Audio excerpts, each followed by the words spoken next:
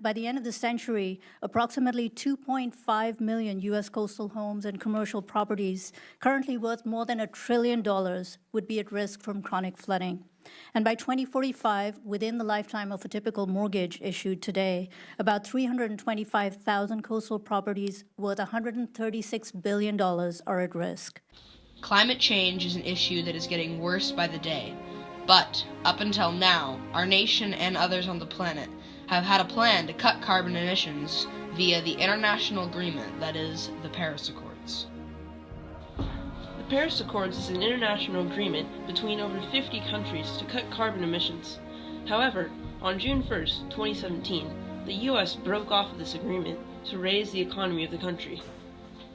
Goals of the Paris Agreement include reducing carbon emissions from each country, keeping the global temperature rise well below 2 degrees in the next century, and to strengthen the global response to the threat of climate change. Concentration of carbon dioxide in our atmosphere as of 2018 is the highest it has been in over 3 million years.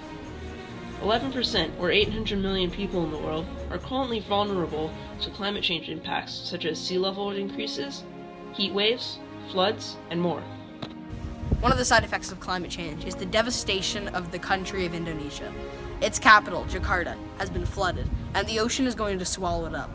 Since the 1970s, it has sunk 4 meters underground, at a rate of almost 10 inches a year. The capital will be relocated.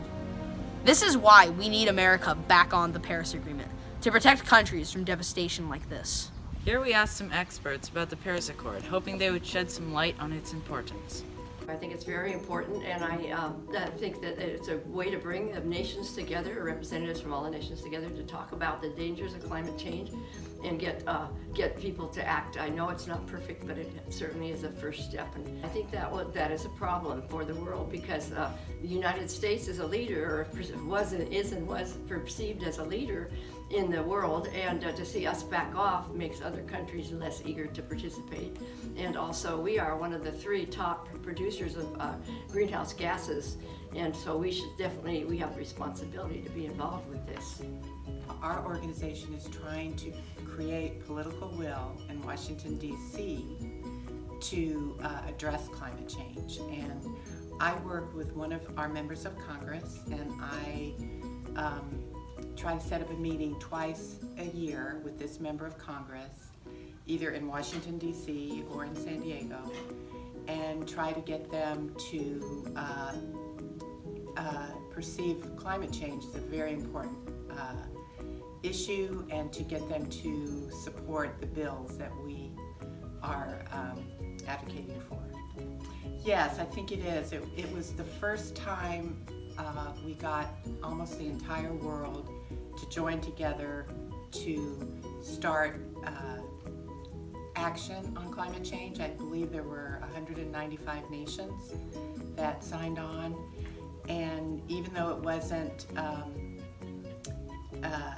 it was fairly modest goals initially. The goal was to slowly increase those goals until we were able to keep temperature rise under 2 degrees centigrade.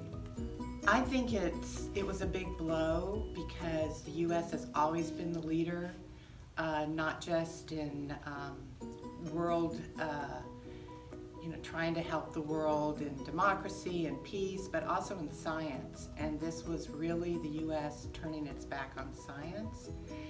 And but what I'm encouraged is that most of the countries have stayed in, and I'm hoping that the U.S. will turn that decision around before they actually withdraw.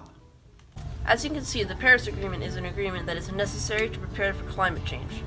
We believe that the U.S. should stay on this agreement to put a cap on our CO2 emissions. After all, we are the second biggest air polluter in our world and cause 14.6% of global carbon emissions. We need to get back onto the Paris Accords, or the consequences will be catastrophic. Consequences of the climate crisis, consequences that are here already and what is to come. We need to create a climate resilient America to protect the places that we know and love. And we can do the same thing here in Washington, D.C. The climate crisis isn't somebody else's problem, it's everybody's problem. So candidates, We want you. build a climate resilient America.